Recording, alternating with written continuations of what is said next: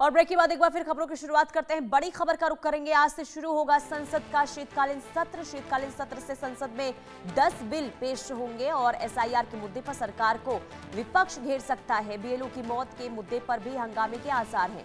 19 दिसंबर को शीतकालीन सत्र खत्म होगा, लेकिन उससे पहले, क्योंकि आज से शुरुआत शीतकालीन सत्र की और कल सर्वदलीय बैठक हुई और सर्वदलीय बैठक में सरकार की ओर से अपील की गई कि शीतकालीन सत्र को सही तरीके से चलाया जाए और जो मुद्दे हैं उसे यहाँ पर रखा जाए। और किरण रिजिजू की तरफ से ये भी कहा गया कि पहले विपक्ष जो है वो अपने सवाल यहाँ पर रखेगा, इसके बाद जो है उसका जवाब भी देंगे। लेकिन उससे पहले देखिए, उम्मीद इस बात की है कि काफी हंगामेदार शीतकालीन सत्र रह सकता है, क्योंकि एसआईआर को लेकर पहले से ही विपक्ष हावी है सरकार पर और ऐसे में शीतकालीन सत्र को लेकर पहले से ही विपक्ष की तरफ से ये कहा गया कि एसआईआर को लेकर बातचीत की जाएगी। अगर बातचीत नहीं होती है, अगर यहाँ पर मुद्दे नहीं रखे जाते एसआईआर को लेकर, तो फिर संसद चलाना मुश्किल होगा।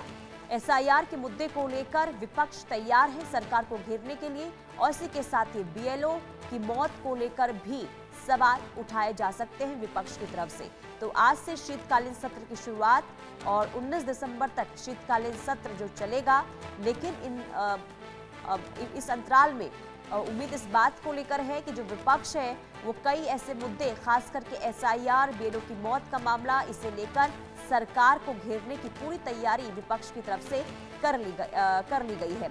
ऐसे में सरकार इन विपक्षी दलों को कैसे जवाब देती है, ये भी देखना काफी अहम होगा, क्योंकि तैयारियां दोनों तरफ से की गई है जवाब और सवाल करने को लेकर। और ऐसे में जब आज से शीतकालीन सत्र की शुरुआत होगी, तो आखिर कैसे सरकार विपक्ष के तमाम सवालों का जवाब देगी, ये भी देखना काफी अहम होने वाला है। कुल मिलाकर सत्ता पक्ष और विपक्ष के बीच में जबरदस्त हंगामे के आसार शीतकालीन सत्र को लेकर बने हुए हैं।